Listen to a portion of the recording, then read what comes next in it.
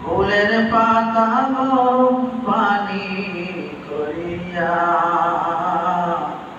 সুন্দর করে দেবে তোমায় গোসল করায়া। বাজার থেকে সাদা কাফন আনিয়া দুলহার মতো তোমায় দেবে সাজিয়া। কি করিলাম এ দুনিয়ায় আসিয়া, চিন্তা করে দেখরে মন ভাবিয়া। আলহামদুলিল্লাহ, প্রশংসা আমরা সালাম স্তুতি মহান আল্লাহ সুবহানাহু ওয়া তাআলার জন্য।